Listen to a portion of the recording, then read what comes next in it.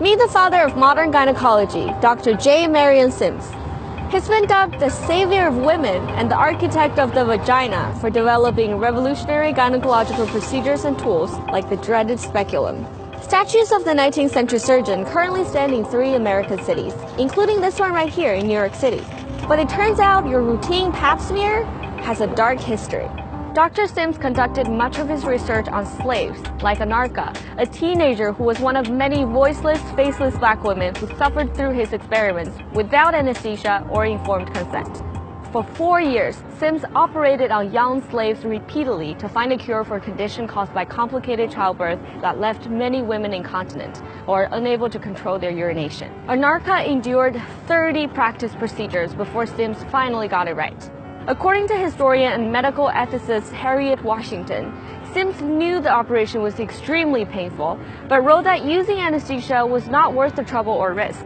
In fact, the pain was so excruciating that the woman had to be restrained by 2 male surgeons just to make it through. And that's why many people are now calling for his statues to come down. But Dr. Sims isn't the only physician to use black people as unwitting test subjects. It's only one chapter in a long history of racist medical abuse. In the infamous Tuskegee experiment, federal researchers observed 399 black men with syphilis from 1932 to 1972.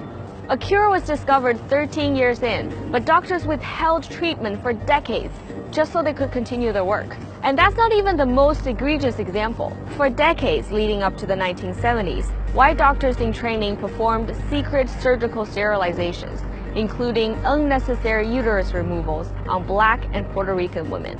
In the early 90s, the New York State Psychiatric Institute conducted a study into the genetic roots of violence.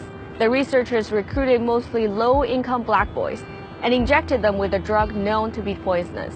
The boys' mothers were given a whopping $125 for having their sons participate.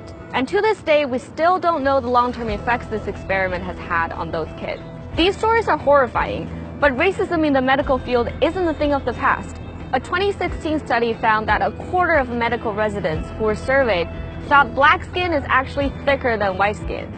And many of those same residents also thought black patients felt less pain than their white counterparts and recommended less accurate pain treatment.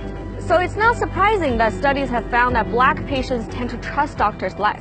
And all of this has real consequences on people's health. In East Harlem, where Dr. Sims' statue stands, 80% of the residents are black or Hispanic. And the average life expectancy here is almost 10 years lower than that of majority white neighborhoods in Manhattan. So maybe it's time we stop celebrating this racist history and start recognizing the centuries of abuse people of color have endured in the name of science.